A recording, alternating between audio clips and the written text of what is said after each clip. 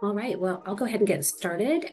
First of all, welcome to SunCloud Health's Grand Round Series. We're really excited to have you here. And equally, if not, wanted to have Dr. Vinson join us for this presentation. Really looking forward to it. I'm going to let Dr. Kim introduce her in a moment, but I just wanted to let you know that I'm going to type my email address into the chat box. If you have any questions uh, about the presentation or receiving your CME CE certificate afterwards, please email me directly and I'll help you with that. Or if you have any difficulties with technology during the presentation. So with really a lot of excitement, I'm going to turn this over to Dr. Kim and then she'll introduce Dr. Vinson. Awesome. Thank you so much, Tam. All the footwork that you all have done to bring this to fruition today. I'm Kim Dennis. I'm a psychiatrist, an adult psychiatrist, addiction medicine boarded, and an eating disorder specialist. And I have the privilege of being the CEO and Chief Medical Officer at SunCloud Health. And we are a treatment center that's located in the Chicagoland area. We have 2 residential treatment units for adults in the Northbrook area. We integrate in an integrated way and in a personalized way, complex co-occurring eating disorders, addiction, primary mental health, and of course, always trauma.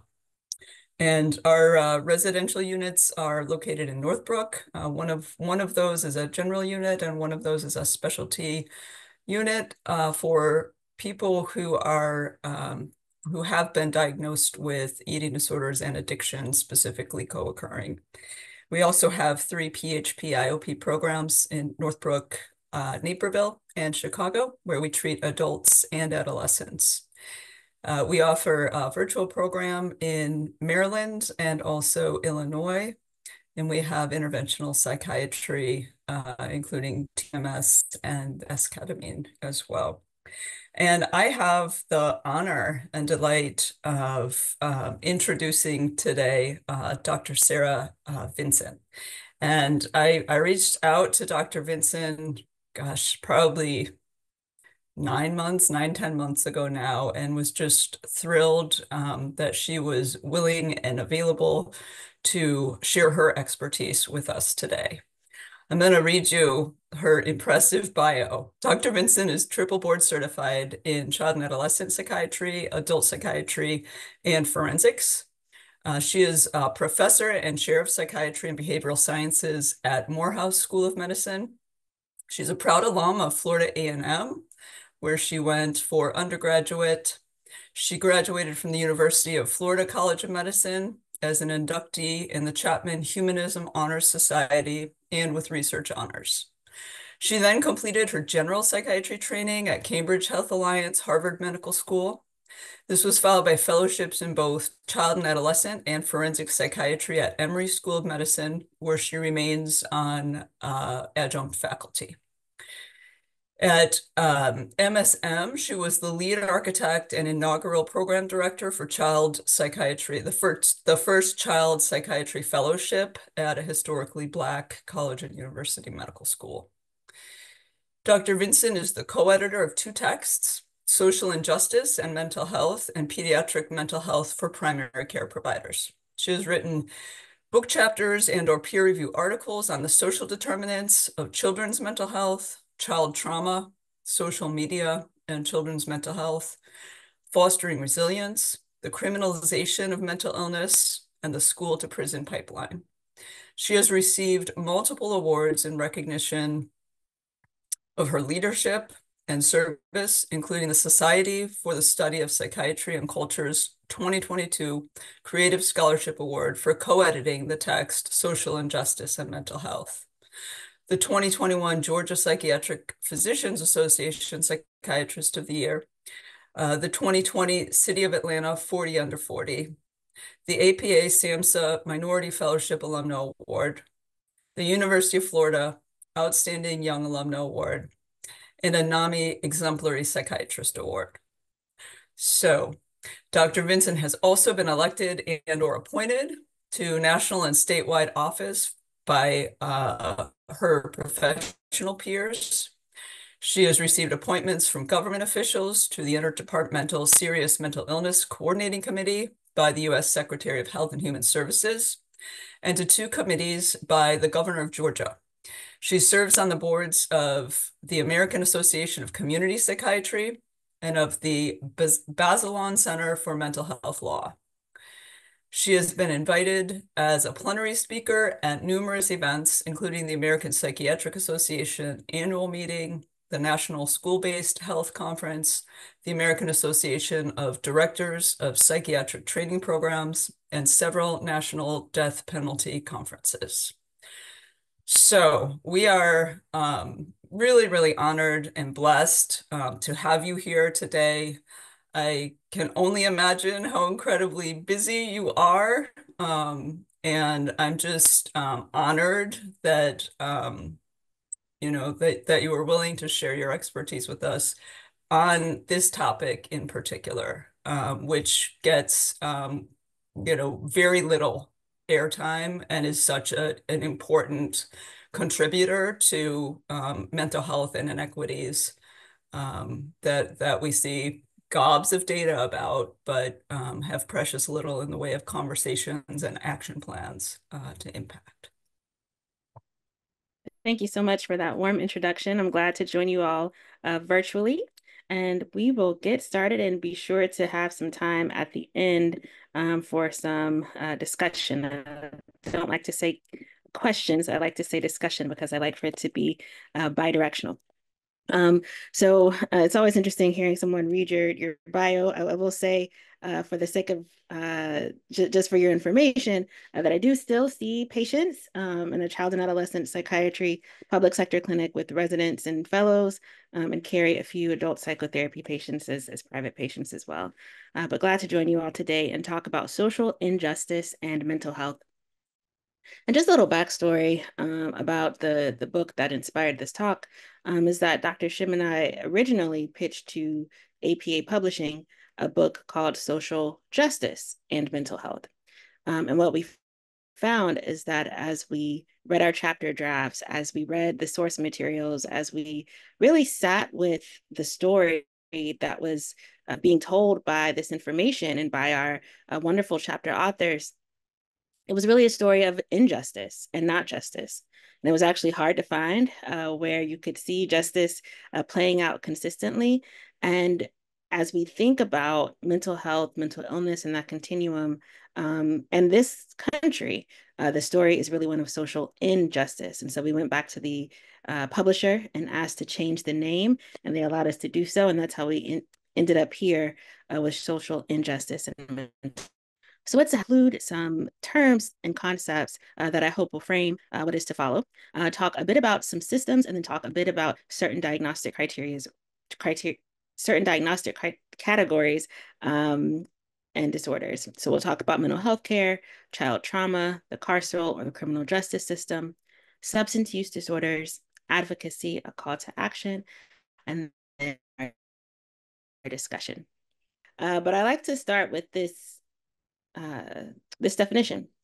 And this question is how do you define mental health? And why do I start there? I start there because the medical system, the mental health system, and even many of our discussions that we call mental health discussions, what exactly mental health even is.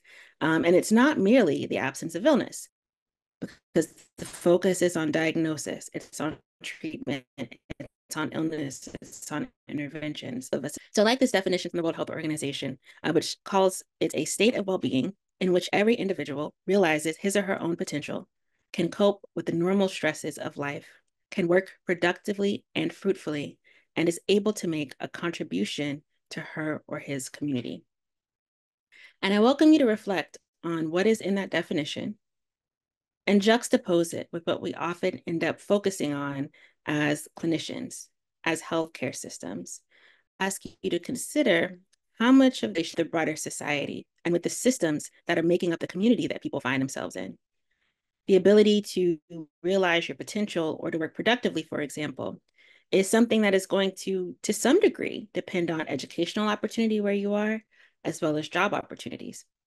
And so when we consider mental health, at least this definition of it, it's not something that lends itself to the individualistic framing that we use in mental health care or in medicine. The American dream. I like to pause here. If I was in a room where I could get you to speak back to me, I would ask you, what does this mean to you? Or what does the all-American person look like, right? And sometimes people will say, when I ask about the all-American person, somebody with blonde hair and blue eyes, when I ask about the American dream, they talk about, this idea that this is a place where if you work hard and you apply yourself, you can have a good life. That opportunity is available to everybody. Place of liberty and justice for all. And for the people who have the privilege of getting advanced degrees, of becoming mental health professionals, of going through the educational system, the American dream may mean something different than it does to the general populace, and certainly than it does to people who are from marginalized communities or who are overrepresented in public sector mental health systems or in the criminal justice system. There's a Harvard economist that says the American dream is more alive in Canada than it is in America, because when you look at upward mobility in this country, it's not quite what it's made out to be. And when we are trying to think about social injustice and mental health, one of the things that we have to do is understand that our experience of America, our interactions with this society and with its systems aren't necessarily representative of the larger populations. And with that, right, as mental health professionals, when we're trying to understand people's thoughts, feelings, and behaviors, seem aberrant from the norm experiences. And so it's really critical that we mind the gap between our lived experiences and theirs, between how systems interact with us and how systems interact with them, and how that could shape how people present for care, how that could shape how we perceive those same symptoms in different groups of people, and how that could impact the treatment that people receive. I think it's always important, right, to acknowledge when there is some disagreement or some controversy, perhaps, and medicine is not divided, mental health is not divided on where we should be when it comes to discussing aspects of social justice and our education.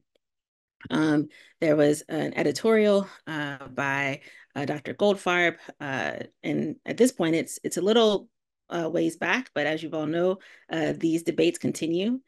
But he said curricula will increasingly focus on climate change, social inequities, gun violence, bias, and other progressive causes only tangentially related to treating illness, and so will many of your doctors in coming years. And he asked the question, why have medical schools become a target for inculcating social policy when the stated purpose of medical education since Hippocrates has been to develop individuals who know how to cure patients?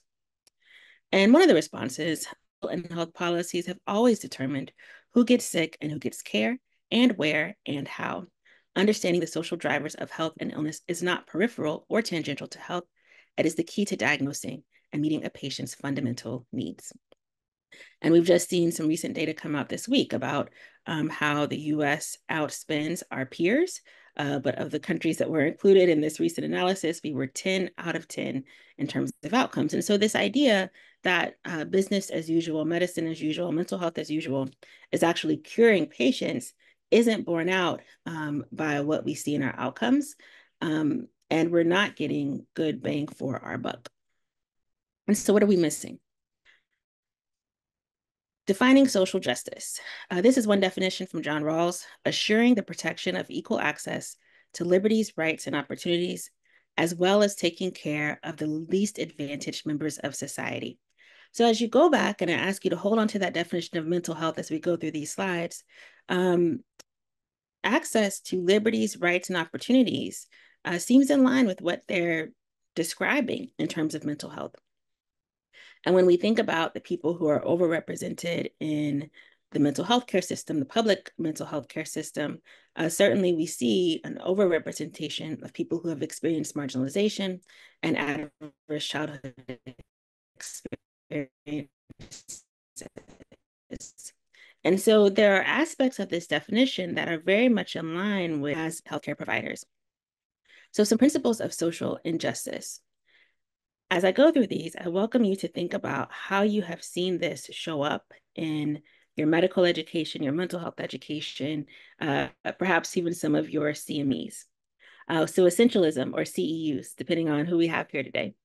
So essentialism, the belief that there are distinct, unchanging, and natural characteristics that define social groups and facilitate their categorization. So this, an example of this, right, could be your, usually, I think, well-intentioned cultural competency seminars where they say things like, Latinx people believe this, and Black people believe this, and Asian people believe this, right? They're talking about groups of people that are very diverse and discussing them as if they're divorced from what is happening around them. Erasure of context, failure to consider socio-historical context when seeking to understand the etiology of inequities. And so this is when rather than understanding that people may be reacting to something, you are placing the reason for the symptom in the person. An example of this is the MMPI, which I'm sure as mental health professionals you have heard of, even if you don't administer it yourself. And what you see on that measure is that Black Americans often raise the paranoia scale. Well, it's not that Black Americans are inherently or naturally paranoid. It's that they live in a country where they have not been safe. And so they don't feel safe. Biological determinism, the false belief that racial groups are biologically and genetically different. As we go through these types of oppression, I would ask you to consider the ways that these experiences would be stressful, the ways that these experiences would curtail people's ability to cope with stressors, and the ways that these types of oppression would get in the way of someone being able to attain that ideal of mental health. So exploitation, the unequal exchange of one group's labor and energies for another group's advantage and advancement. Cultural imperialism, establishing the ruling class culture as the norm and the othering of groups that are not part of the dominant culture. And a way that we often see this show up is going back to those cultural competency seminars. They almost never, I know not to say never, but I haven't seen one yet that talks about white culture. And it's not that white culture isn't important, right? It's just that it is treated as the invisible norm, so it's not discussed. Powerlessness, when oppressed groups lack power and are blocked from routes to gaining it. Marginalization, expelling specific groups from meaningful participation in society. And violence, threats and experiences of physical and structural violence. And structural violence may be a new concept to some, and so I'll sit with this for a minute. But this is the idea that our systems, as they routinely function, can act in ways that are actually harmful to people. And you'll see some examples of this as we go through this talk. So health disparities are differences in health status among distinct segments of the population, including differences that occur by gender, race, or ethnicity, education or income, disability, or living in various geographic locations. And those are just some of the ways that disparities can happen, right? There are all different kinds of forms of marginalization that result in disparate outcomes. But the reason we start with this definition is that we're going into inequities. And what's the difference? With inequities, you're not saying, that's an interesting difference, but you are pointing to the fact that these differences, these disparities, have a root cause. And they have a root cause that is a systemic, avoidable, and unjust social and economic policy or practice that is creating barrier to opportunities. And I would also say, disproportionately distributing those adverse social determinants of health. And this is important because if we don't have a health equity mindset or a health and equity mindset, we may fall into the trap of looking at health disparities or looking at differences by groups and in some ways blaming the victim or saying that it is something inherent to that group or something that group is not doing that is the cause of these inequities, rather than looking at this bigger picture and these larger drivers.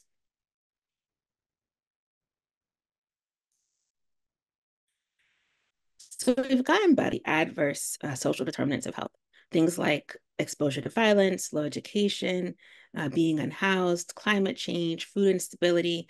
And we have reams and reams of data and articles at this point telling us that these things, exposure to them in adulthood, but certainly in childhood as well, increases the risk of negative health outcomes. And we know this is across the board, right? Like not just mental health. When we think about mental health specifically, and we consider reduced options or poor choices, risk factors, physiologic stress responses, and psychological stress, and how that all contributes to symptoms and to mental illness. So then we have to ask the question, given that we have reams and reams of data that these things make people sick, how is it that in a society with the resources of the United States, we continually allow people, large swaths of our population, to be systematically and predictably exposed to things that we know are toxic for their mental health? And this comes down to our public policies and our social norms and where we decide to distribute our opportunity, and in some cases, where we decide to distribute our punishments, where we decide to distribute our resources. So that misalignment, if you will, is enabled by the stories we have about different kinds of people, the narratives that we hold about certain communities, and it is enacted by, right? It is codified in our public policies. It's not that we don't know what is harmful to people. We just haven't made choices that protect our population from these harmful things. So next, we'll talk a little bit about mental health care. This chapter of the book, the authors argue that this is actually a misnomer because the name implies the provision of health, but providers and policies focus on the provision of clinical services. So we don't get to do a whole lot of health promotion, right? Especially as a child psychiatrist. Often by the time people get to me, I'm trying to do tertiary care. Care suggests that services involve meeting the needs of patients. The services are more centered on the needs of providers and bottom lines of payers and shareholders in our for-profit system. System implies an organized, cohesive, connected structure rather than the public-private patchwork of hospitals, clinics, private offices, and health system conglomerates that make up healthcare. So let's take private health insurance as an example. We know that it is a mediator of access. If you have private insurance, you're going to have more options in terms of where you go. But it's going to be dictated largely by either being born into generational wealth or having a middle class or upper class job that comes with skilled labor or having a white collar occupation. Who is able to get those jobs, who has access to those jobs, who has the opportunity to reach for those jobs is largely dictated by educational opportunity, of course. And what we see is that such structural processes such as underinvestment in K-12 education, job location mismatch, and hiring discrimination all produce inequities in overall employment in types by gender, race, ethnicity, immigration, status, and disability. And as one example, we know that Black and Latinx people are disproportionately represented and uninsured and those with public insurance. When we consider hospitals, they're often going to be where they can make money and generate revenue, and what state policy allows or supports. I happen to be in one of the states that has an expanded Medicaid, and we've experienced a slew of hospital closures. And to pick on physicians. Now, to be clear, physicians are not the majority of the mental health workforce, but they're an example. And I think that you would find that a lot of this holds true across the board, but maybe this is the most extreme example. But what we see is that the providers do not match up with the population. And the people who have the privilege of becoming physicians are a group of folks who have had advantage by and large. In 2019, only 5% of medical students reported parental incomes in the bottom quintile of US households versus 51% in the top. And from 2010 to 2016, the mean debt rose, but the percent zero debt also rose from 16% to 27%. So at least 1 out of 4 doctors come from families that are wealthy enough to just write a check all the way from undergraduate through medical school to support somebody through their mid-20s when they get their first job. And what we know is that the most consistent predictor of clinicians of any kind, really, being willing to practice, provide care, serve in a marginalized community is that they have ties to that community. And so the medical education system and the way that it's configured, the barriers that are put in place, the criteria that it uses is going to systematically produce a physician population that, at least when it comes to socioeconomic status, and we can talk about some other forms too, is not going to be likely to be invested in these communities. And so when all of this is put together, and these are just 2 examples I'm going to use, and this is looking at marginalization by race.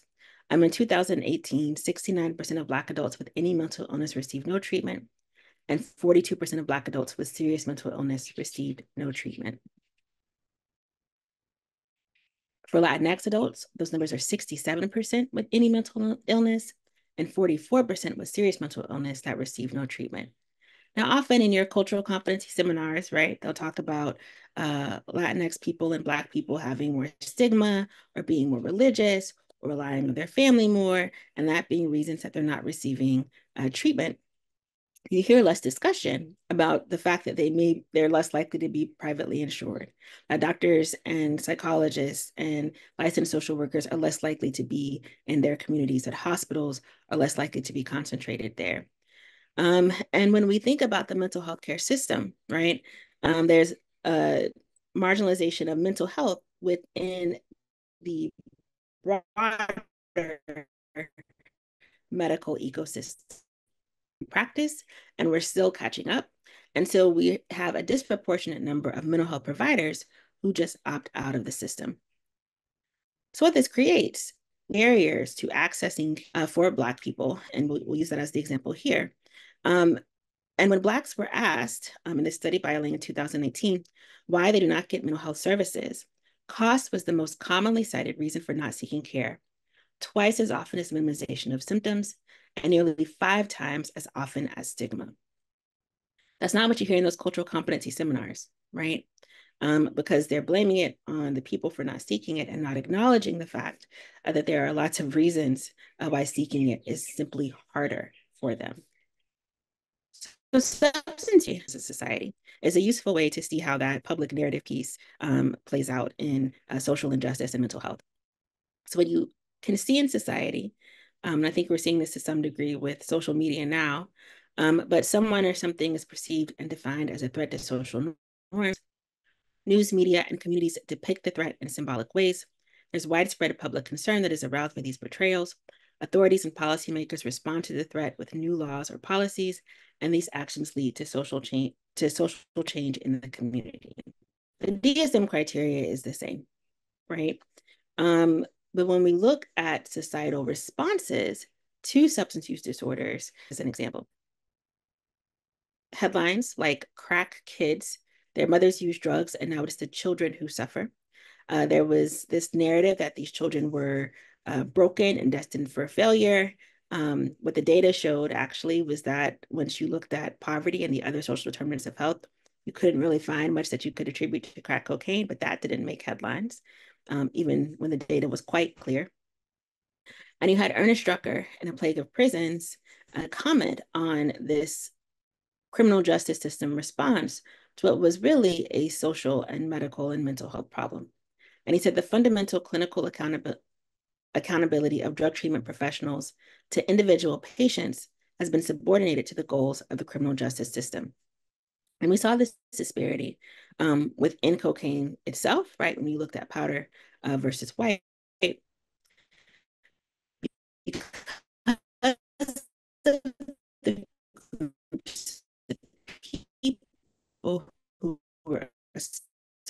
associated with that use and the perceptions of dangerousness attributed to each one. And we see a contrast now when it comes to the opiate, right? The face of this epidemic, rather than talking about crack babies and mothers being terrible, we talk about children of the opioid epidemic and how to get off of their drugs for their baby's sake and their own. And the headlines, right, are damaging. The headlines are stigmatizing, but they come with very real implications in terms of treatment, research, and access. If you go to websites of professional organizations, right, you'll see a lot more discussion of opiates than of other substances. And you could be forgiven for assuming that the only drugs that people are dying from in this country, that the only drugs people are taking in this country are opioids. Where we know that cocaine, crystal meth, all of these other things continue to be significant threats to people in our society. But the people that they tend to be associated with, the people that they disproportionately affect, are people that we don't value, people that we routinely don't give the same opportunity and resources. And so what you see is when it comes to things like federal funding for research, when it comes to things like required continuing education, when it comes to pilot projects that are funded by grant makers, you see a disproportionate emphasis on opioids. So when we look at access to substance use disorders, 89% of Latinx adults with substance use disorders reported receiving no treatment, and 88% of Black adults with substance use disorders reported receiving no treatment. So those inequities and those disparities that we saw when it comes to accessing care are even more pronounced with substance use disorders that have this overlay of criminality and disproportionate empathy, really, from society, or lack thereof when it comes to empathy for those groups. Next, we'll talk about child trauma. So I had the privilege of training at Cambridge Health Alliance Determined, who wrote the book Trauma and Recovery. In that book, shared that there is something called complex PTSD. And complex PTSD is different from PTSD that you see in the DSM because it has a different kind of trauma that causes it. And there's a different set of symptoms that is the result of it. With complex PTSD, the trauma is not something that is isolated or time limited.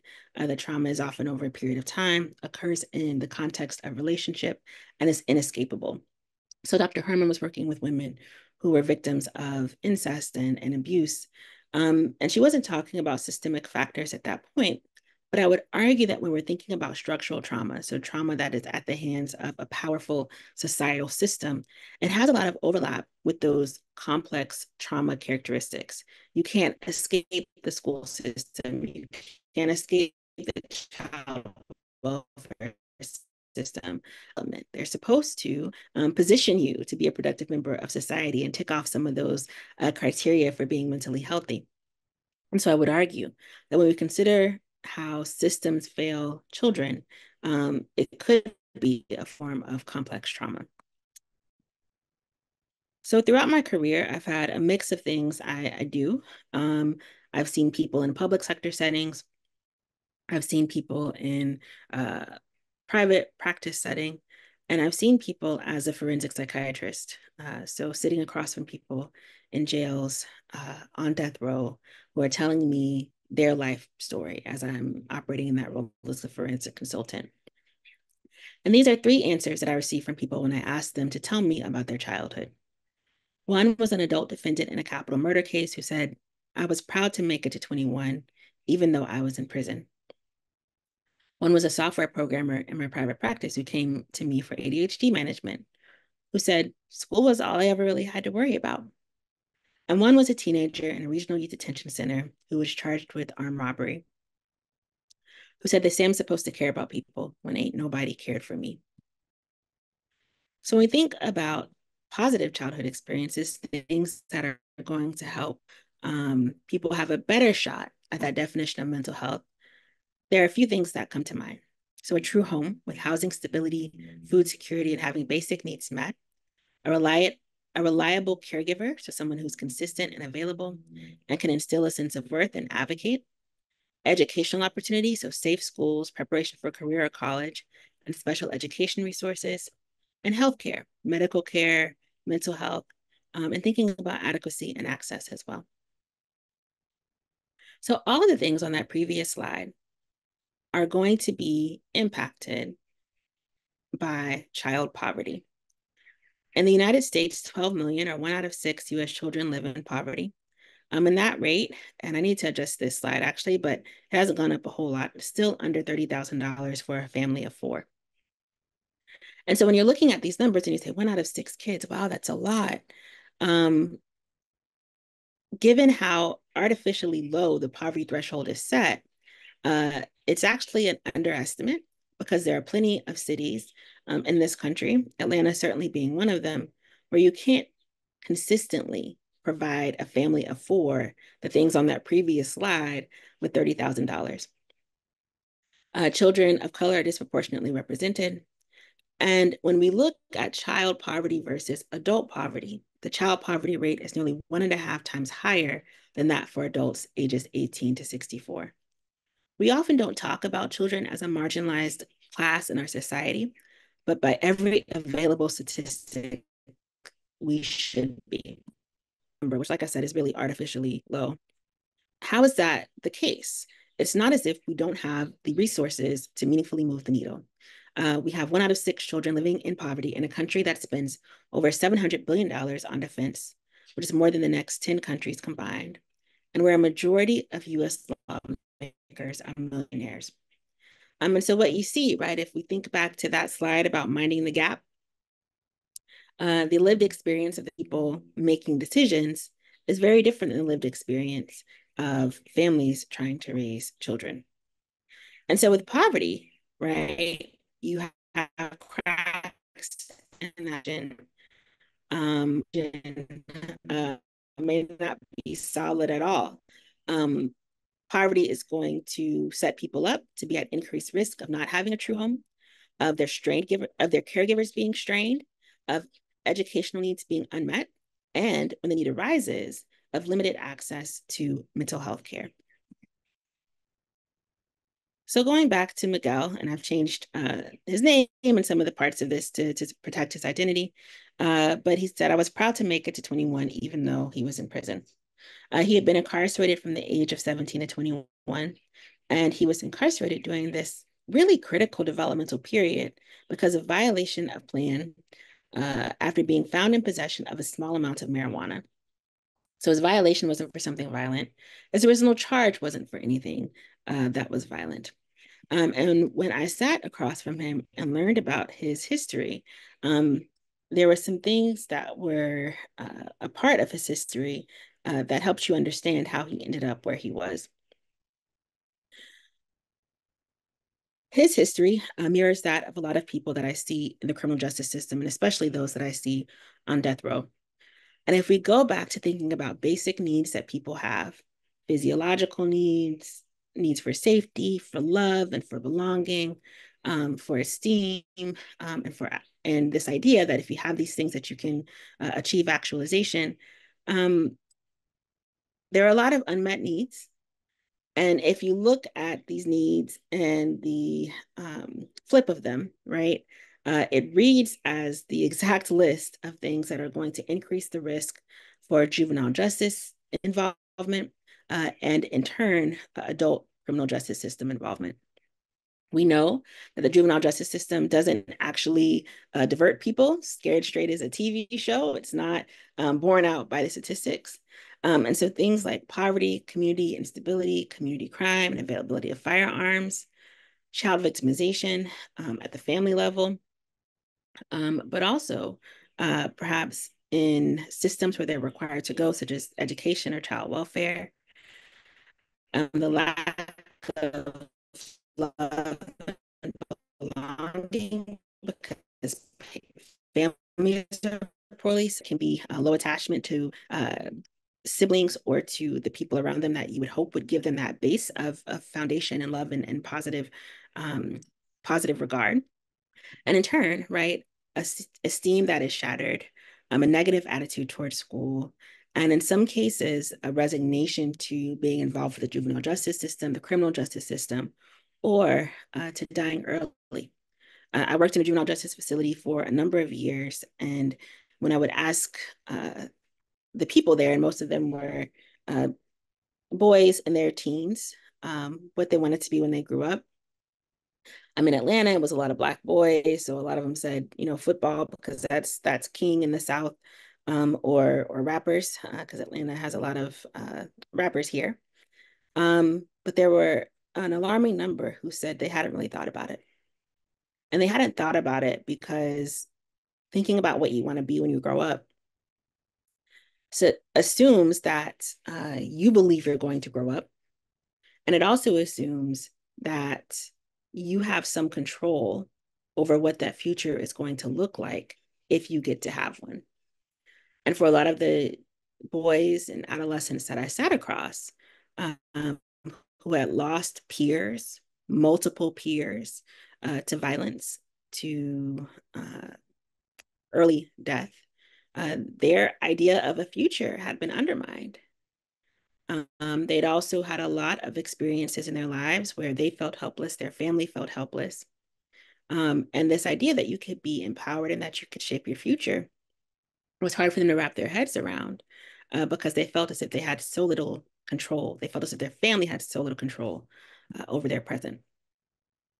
And so in Miguel's environment, he had a family dysfunction and poverty, which I'm sure you would expect. How was this allowed to happen? Right? He had 12 different foster care placements, needs as well. He did first attempted suicide when he was 9 years old. And even after that, didn't get the care that he needed. And this was allowed to take place. The setup for this from a societal level was that the state had low mental health spending, some of the lowest per capita in the country, significant child protective services understaffing. And it was a time when there was a narrative around adolescents being super predators, and that if you do adult crimes, you should get adult time. And so not surprisingly, when we look at the risk factors for involvement in the justice system, the majority of children there have mental illness, and 30% have serious mental illness, so things like bipolar or schizophrenia. And we see that in the adult system as well. So whose trauma counts in our diagnostic criteria, in our widely used instruments, and when we, and by we, I mean mental health professionals, are the bystanders? What I've seen in my work as a forensic psychiatrist that entails going through previous treatment records of people who have been charged with crimes, maybe convicted of crimes, is that there were aspects of their history that should have been known to a trained mental health professional to be potentially traumatic. And these parts of their history were overlooked. They were minimized. They didn't make their way into the formulation, and often didn't make their way into the diagnosis. Severe traumas like being in the home when your mother was murdered, like being exposed to people shot in front of you, like chronic poverty or domestic violence involving weapons between parents and caregivers, losing a parent to HIV in the 90s and watching them waste away, like things that you don't necessarily even need a master's or a terminal degree to know are traumatic. And yet when it comes to people from certain communities or certain kinds of traumas, we don't put as much stake in how that's impacted them mentally, how that may be shaping their behaviors, how that may be making it difficult for them to disclose the inner workings of their brains and of their hearts. And so what I see often as I'm looking through these records is that the narratives of who is redeemable and who is not, who is inherently bad and who is not, who is fully human and who is not, are reflected in the kinds of diagnoses that are placed in charts and the things that are considered, and in how people are discussed. Time and time again, I see diagnoses like oppositional disorder or conduct disorder maybe even bipolar or schizophrenia, and no discussion, if any, or little discussion, if any, about traumas that are based on race, based on community violence, that are disproportionately impacting people in marginalized communities. And so what that leads to, right, especially when you're using stigmatizing diagnoses, and I should have threw in antisocial personality disorder as well, is that people get those records, they ask people about their history, and there's a way that what is in the chart can actually be weaponized against people if they happen to come in contact with the criminal justice system. So this is a still shot of a young boy who was playing basketball, and he's just dribbling, shooting. Police officer's car comes by, he stops playing and hides. Police officer's car goes out of the frame, he starts shooting basketball again. Now, if you don't think about this from a social justice and mental health standpoint, you're just using criteria, you say, well, is he paranoid? Is he anxious? What is it that is causing this child to stop playing if they're not doing anything wrong? If you understand that this is a Black boy who just 1 month ago saw, as the world saw, a police officer kill a Black man, then maybe you understand his actions differently. And maybe you understand that he could relate to that victim in a way that you do not. And that is shaping his behavior in a way that it didn't necessarily shape yours. We have to always think about this bigger picture and these different perspectives. But what I see time and time again in reviewing the charts of people from marginalized communities is that their experiences aren't considered, and there's pathologizing language that is applied. When it comes to the justice system, we know that there are reliably unjust outcomes. Most judges acknowledge the system is racist. 80% of state judges are white, which is not representative. That there are sentencing outcomes, even when you control for with record, things of that nature, and that these sentencing outcomes differ not only by race, but also by shade. So if you're someone who's my complexion, you have a harsher sentence than someone who is Black but lighter skinned. So this brings me to advocacy. I think this is a helpful graphic, right? Because in this time that we're in where things get politicized and polarized, sometimes it's helpful to just kind of see what things actually mean. So with inequality, there's unequal access to opportunities. With equality, you're evenly distributing tools and assistance.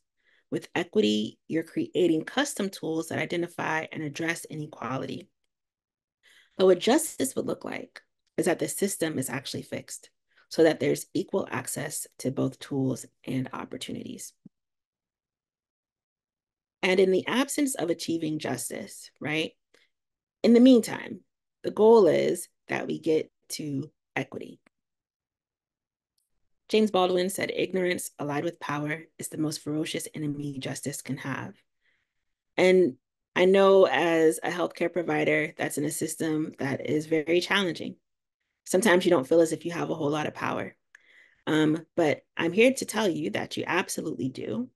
And that there are ways that we can wield that power in the pursuit of justice, and risks that we wield that power in a way that perpetuates the injustices that our clients are already coming to us with. I had the opportunity to interview Raymond Santana a few years back, who was one of the, now known as the Exonerated Five. He was incarcerated at the age of 14. He was in jail for 7 years. And then even after he was exonerated and released, it was another 12 years before he received his civil settlement. One of the things that he said to me, right, is that we need all hands on deck. This isn't an issue that is just for those in the criminal plans, but I'll tell you a little bit about the show. But it's this show. They won't say it's based on the Murdochs, but it probably is based on the Murdochs, about this wealthy media mogul who has 4 children. And they are the 4 main kids, and then you have these kind of people on the periphery, one of whom is cousin Greg. And the people on the periphery are trying to get a slice of this power that these kids have just, inherited. And so cousin Greg is one of the people on this periphery. He's this kind of goofy guy who gets pushed around a lot. And Roman is the youngest son who is very sarcastic, very biting in how he talks about people, blows a lot of things off, and is really just a toxic, toxic human being, and very irreverent. And so Kieran Culkin auditioned for the role of cousin Greg, which is a very different character than the role of Roman.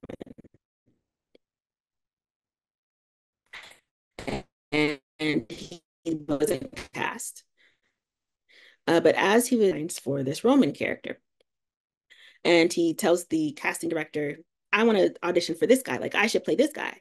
The casting director's like, go away. We're not even casting for that right now. But he felt so strongly that that character fit him. He actually sent in video of himself reading that character's line, was cast, and has actually won awards for that role. So why am I telling you this? Everyone's approach to addressing injustice is going to be different. And sometimes I'll have people ask me, usually after this talk, well, what's the biggest thing I should do? Well, it depends. What do you feel deeply inspired by? What are you particularly talented at? And what addresses injustice in your world? You don't have to go to some other system to find it. It is where you are. And we can start there. So 4 steps to advocacy. Develop a knowledge base, recognize injustice and your role in addressing it, respond to it, and iterate and sustain. I'm really glad you all took the time to listen to this talk today, but this is not the work, right? The work is actually changing your practice, intentionally redistributing opportunities and access to them with the power that you have, and then seeing how it works, if it's working. That is the work. And just some examples from my professional journey. Dr. Joe Bona was a psychiatrist here in Georgia. He was the head of our largest community service board, so our largest safety net mental health provider. And he was an advocate on the local and the state level. And he was a white man, as you can see, who was the son of a physician from the Northeast.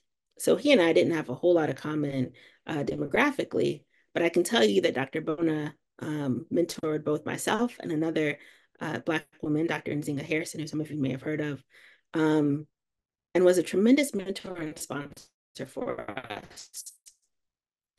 And so the way that he advocated, right, was at a local level through local politics, and he was very skilled at it, but also in helping someone like me, who's a first-generation physician, understand parts of the unwritten rules of medicine.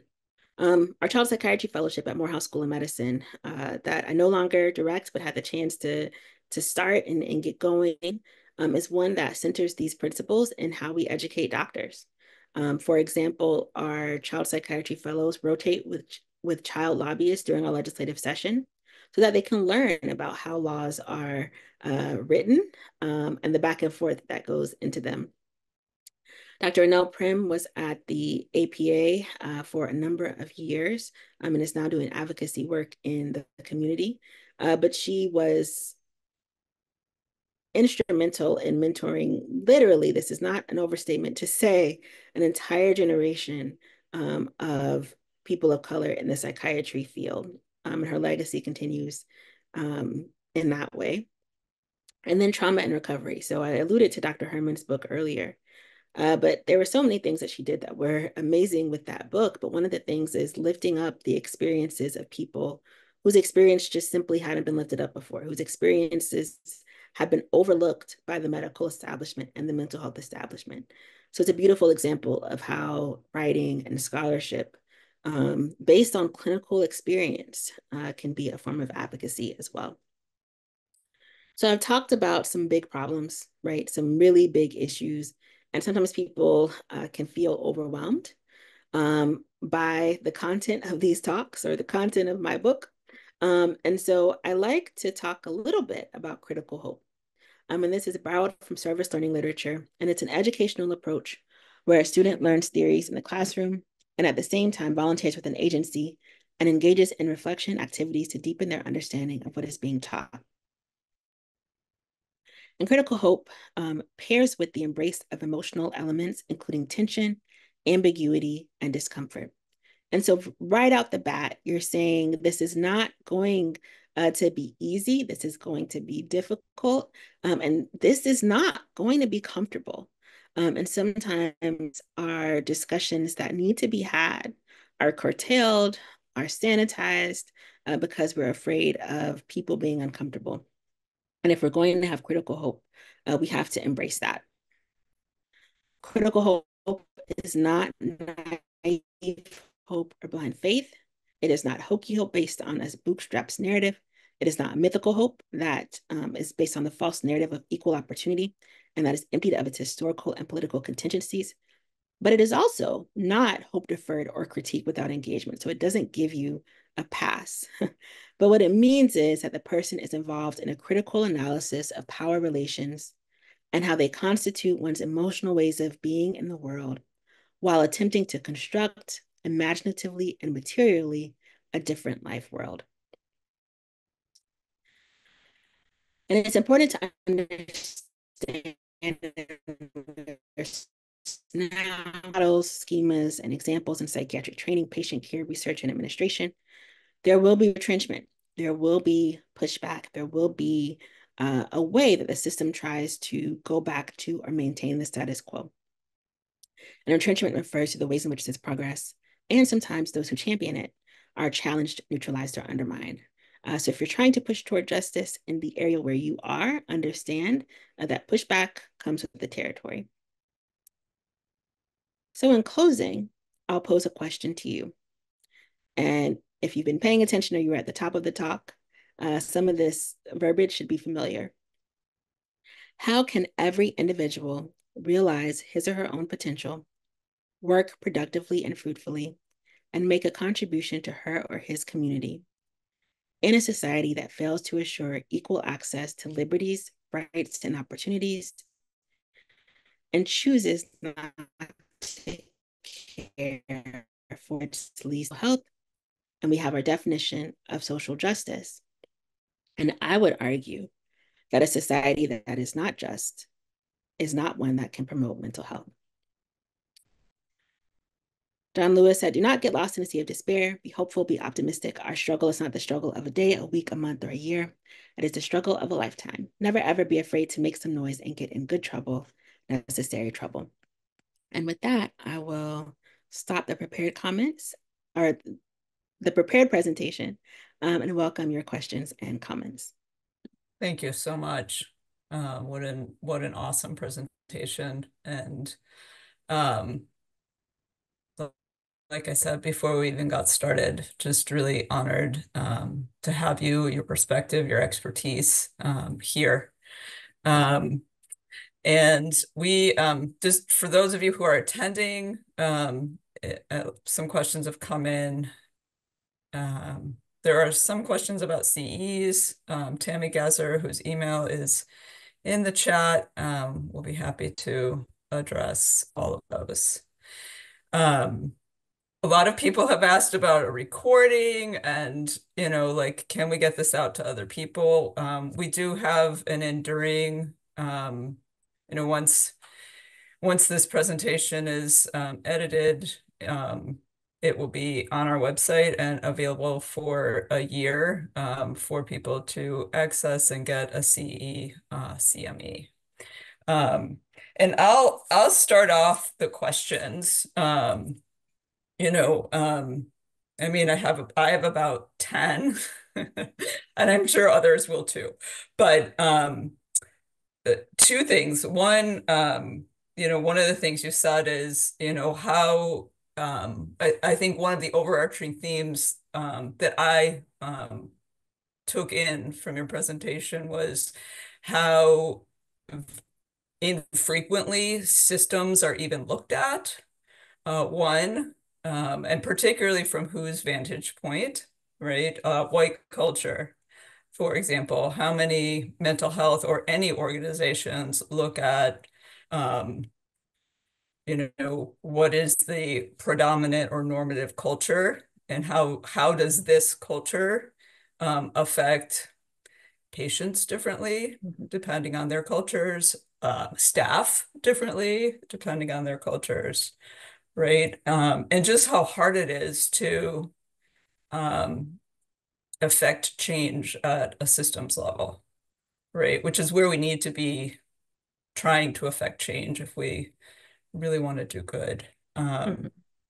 So, I think, here in our organization, we have, we have initiatives and ongoing work along the lines of, from my perspective, again, I'm a white-bodied woman in medicine, right? I um, came from, an economically disadvantaged family. I'm a survivor of complex PTSD.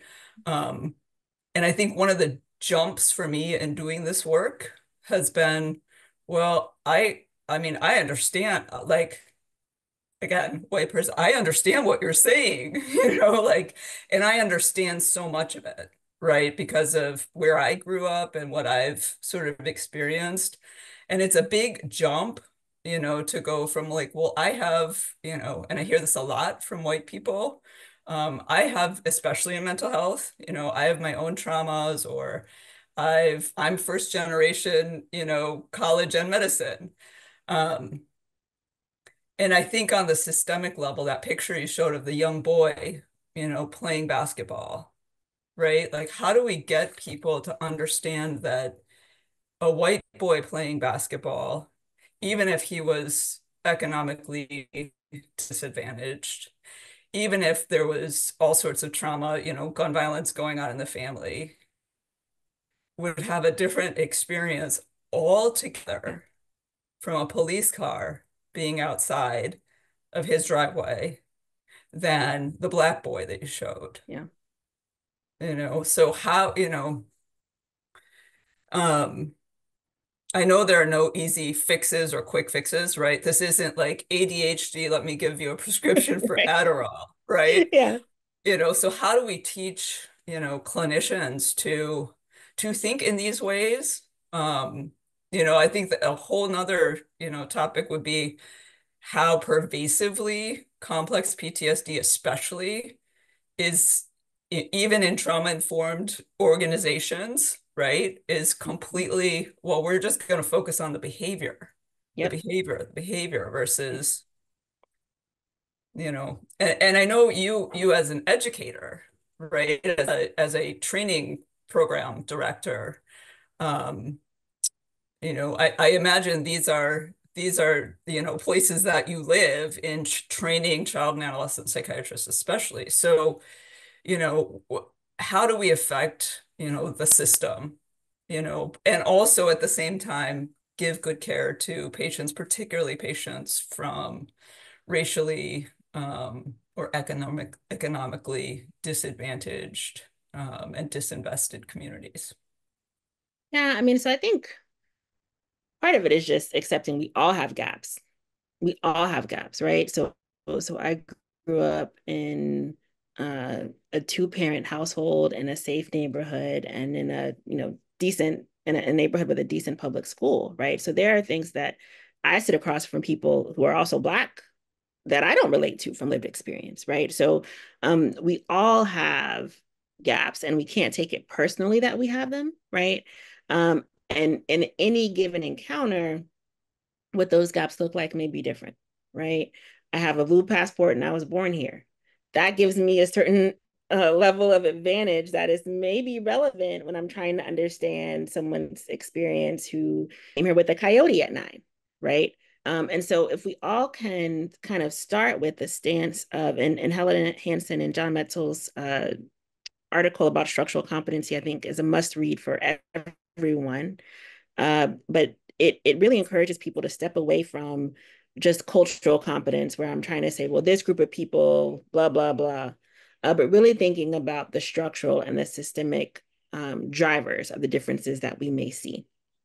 And so, yes, cultural humility is important, but so is structural humility, and maybe even more so, because there are things that I think we have picked up or we've gotten in these cultural competency seminars that we need to unlearn in some ways. And I think that structural humility framework can assist us with that. I think sometimes too, people really want to hold on to that idea of what America is. And acknowledging what it is not means acknowledging that it's not a land of liberty and justice for all. And it's never been a place of equality. And I think for some people, that's a lot to hold, right? And so I had this really interesting interaction with one of my classmates from residency. He was reading Caste by Isabel Wilkerson, which is another book I would recommend. But it talks about social hierarchies in America and how they've been constructed and maintained, and gives really great examples of this throughout the text. But he is a cisgender, heterosexual, white male, grew up in a fairly privileged home. And so he's reading this book and he's like, oh my God, this is so depressing. Like, how, like, what do you even do with this? And I'm reading it and I'm like, oh my God, this is a beautiful explanation of America and what I see every day. Right. So I felt validated reading it. And he felt just like alarmed and shocked reading it. Right. Like there was a level of, I think, kind of disillusionment and maybe even grief that he had based on his idea of America and his experience of America versus the picture that was painted in that book. And so I think sometimes the pushback we get from people not wanting to look is that it can be uncomfortable if it is going to challenge things that are firmly held. And that's why I talk about that critical hope piece, because yeah, it's not it's not comfortable. Right. And we just have to kind of accept that. Um, when it comes to being an educator, you have to walk a line, right? Because you have to prepare them to pass boards. They got to pass the Right. boards, right? We got to make sure they know psychopharmacology and black box warnings and all that stuff. So you have to do that part. Right. Um, Which is all like, uh, you know, heavily influenced by white culture, white research, white academia. and middle class culture, right? Right. So if you think about, I grew up in rural Northwest Florida, and there are things that I sometimes read or that I see, and I'm like, this doesn't really track for rural people, right? And even when you think about the substance epidemics, you don't see the same attention to drugs that are tied to poor rural white people as you do to drugs that are tied to middle, right? So you see Yeah. it on a class level as well. Yeah. Um, and so yes, I have to teach them these things, but then my goal is to teach them to think critically about them and to think about what that means for what kind of physician they're going to be and what they think of the physician role as encompassing, right? So my goal as a educator is that they don't just see themselves as somebody who treats illness, but they see themselves as somebody who is helping somebody attain health, and that they understand their arsenal is more than medication or not, therapy referral or not. But we think about people in the context of their lives, that we understand the opportunities that are available to them, and that our treatment and our recommendations and our interventions and our psychoeducation all bring those things together. But there is like unteaching I have to do, right? Like I have to Yeah. tell the residents, like, your job is not to give a diagnosis and a prescription, right? Right. Like, your job is to help this person be closer to health. What actually does that? Right. Right. Right. Right. Yeah. And what does that mean? And what does that mean for this person living Yeah, in this system or yeah, whatever system they're living in? yeah. And I Yeah. had an example actually recently. Um, did a forensic mental health consultation with one of my early career people and one of our trainees. Um, And in the treatment recommendations, they said they wanted the young man to get PCIT, which is great. And it was certainly indicated. But we live in a state where that is very hard to get if you're publicly insured.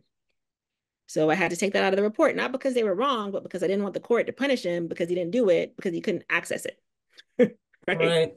Right. And so these are things that you have to keep in mind, especially when you're interacting with systems that don't understand the barriers Right. that take place. But if you don't know the barriers, because the early career person came from another state that was better resourced, then it's hard for you to account for them. And so we have Right. to take steps to, learn about what's available and what's not, what's reasonable and what's not. Right. Um, and And for whom? the Right. right. And the patients and the families are going to be the experts on that in some ways. Yeah.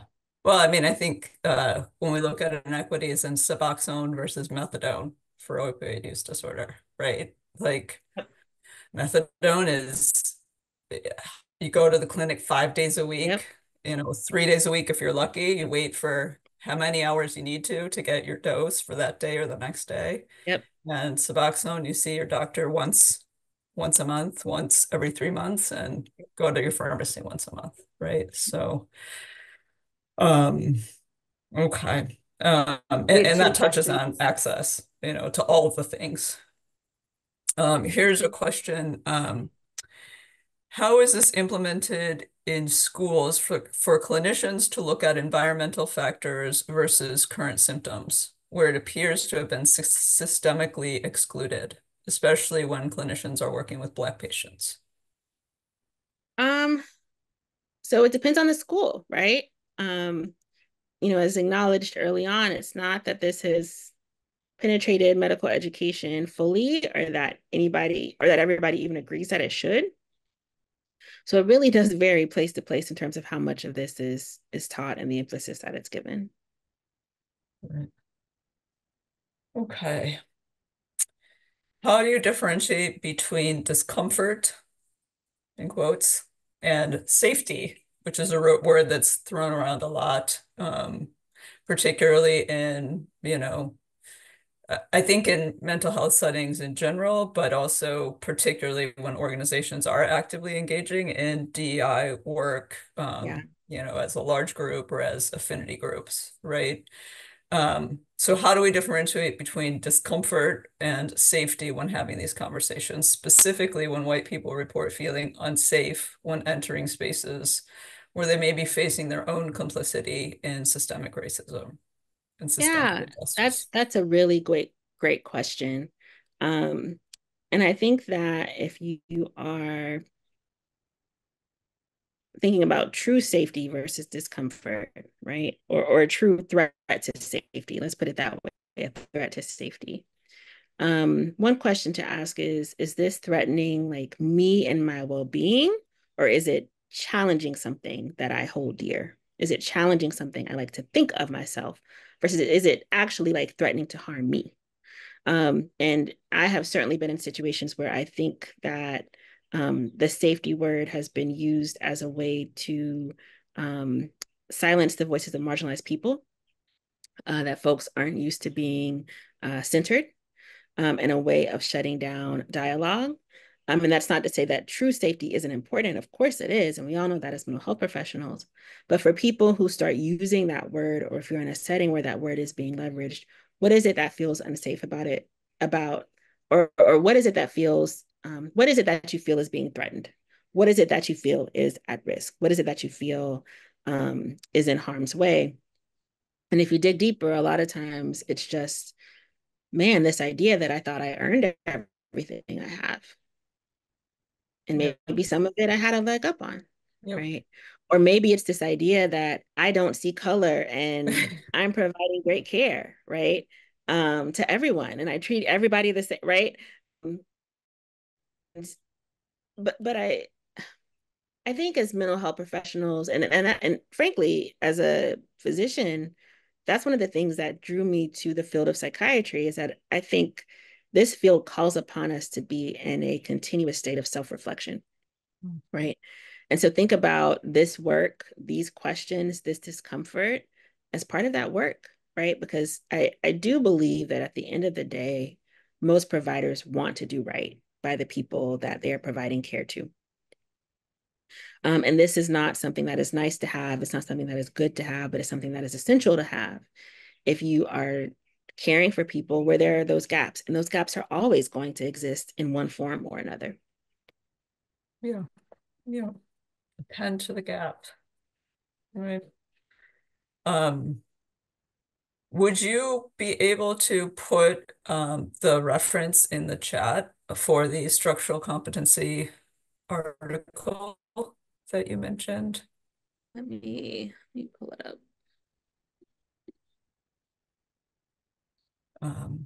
We've had some people ask for that. Yeah, and then I our see job that fellows Leonard. read it their very first week of orientation.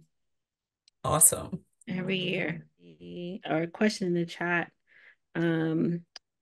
about a woman of color in leadership and kind of the balance of addressing what you see versus concerns about job security, and advocacy in a PWI versus or advocacy in a PWI environment.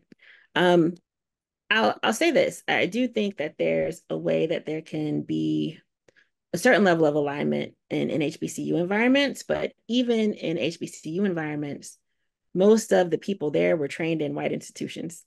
Most of them were trained Right. with a framework where all of these things are embedded. So sometimes it's not as different as you might think it may be.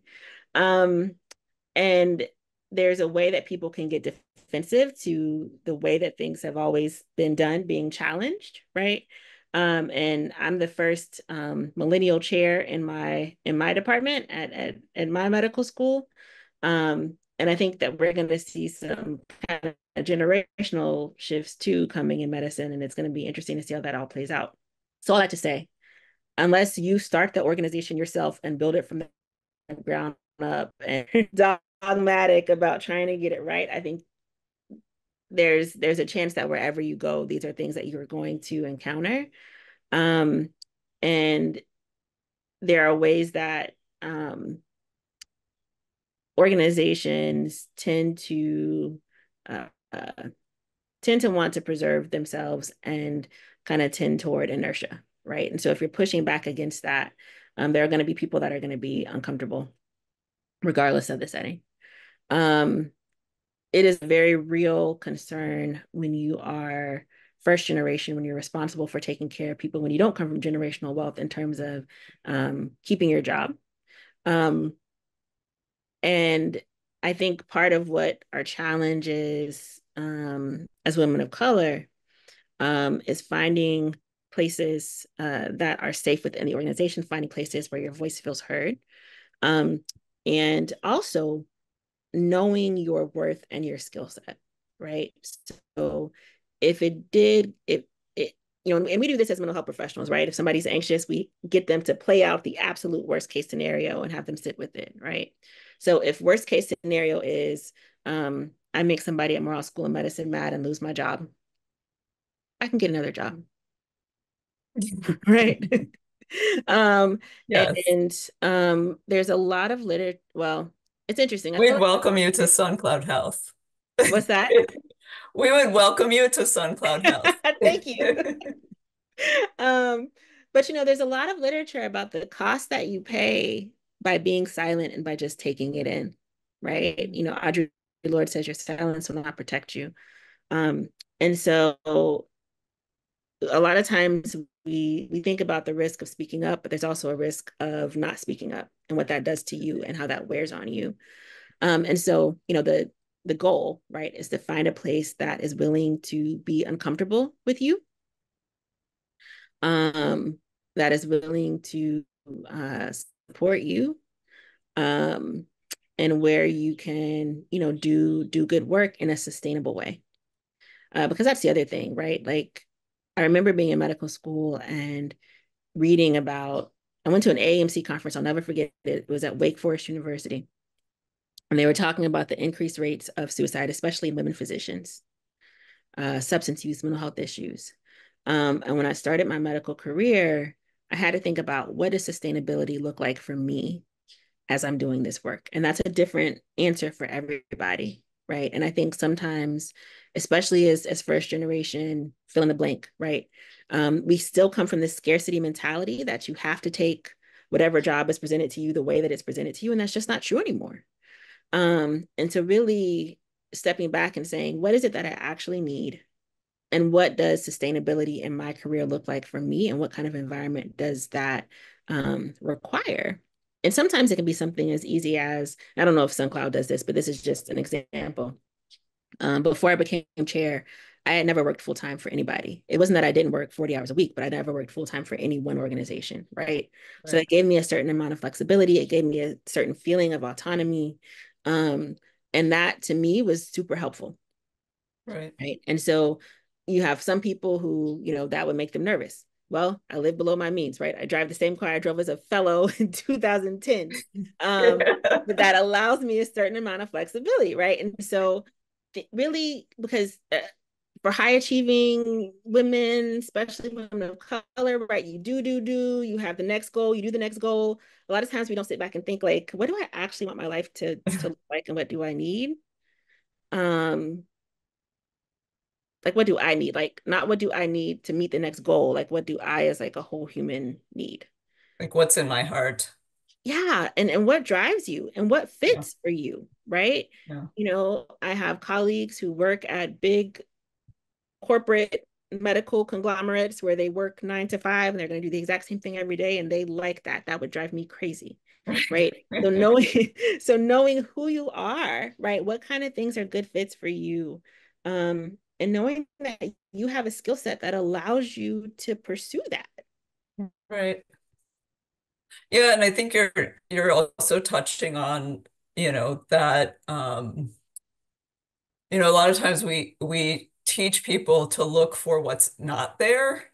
Like in psychiatry, in medicine, we're so focused on like what is there? Physical abuse, rape, war trauma, Yeah. right?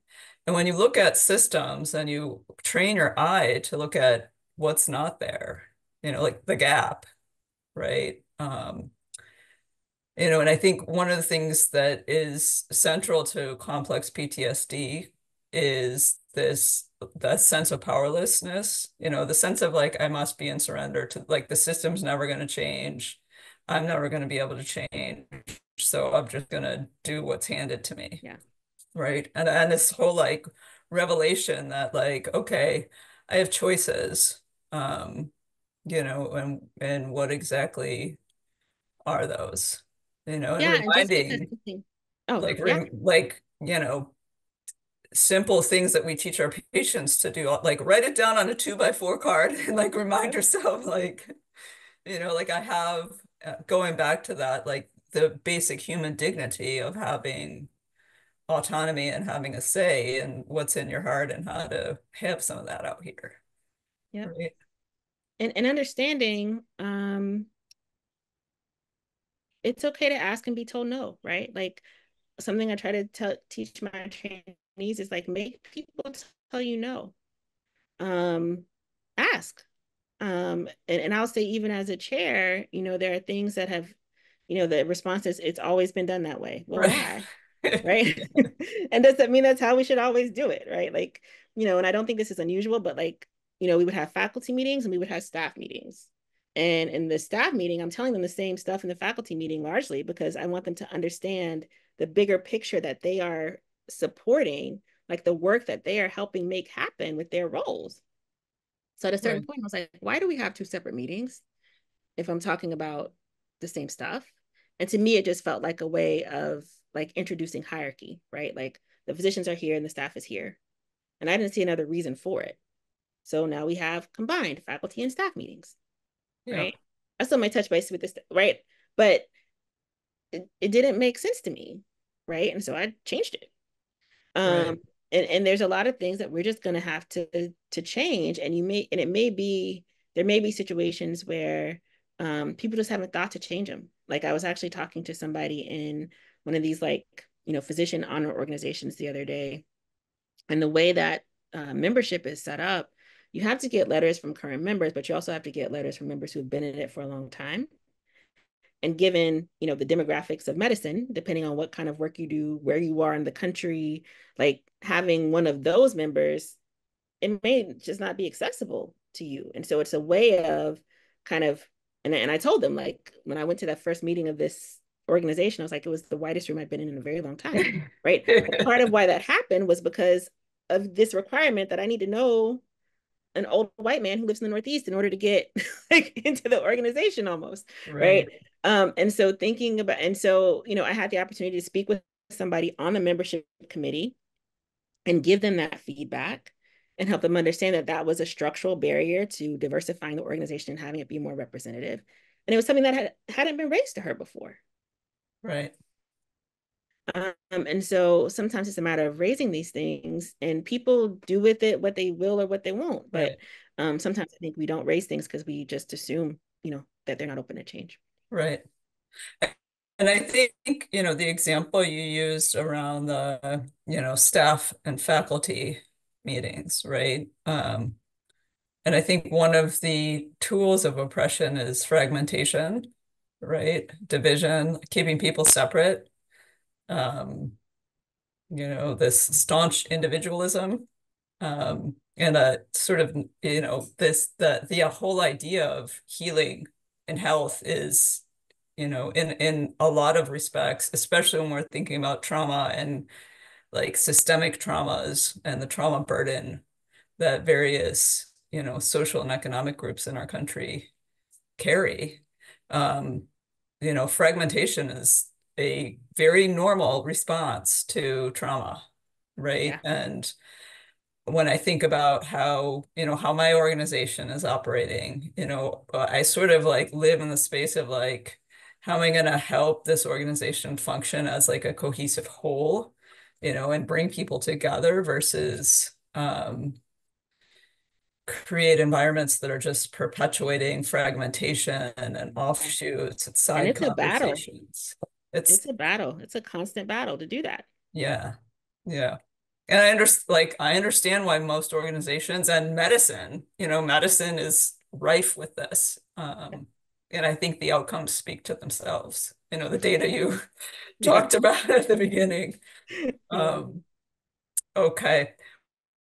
Well, we are just at the end of our time today. I want to thank you again, from the bottom of my heart, and on behalf of all of our attendees. Thank you to the attendees who came here today as well.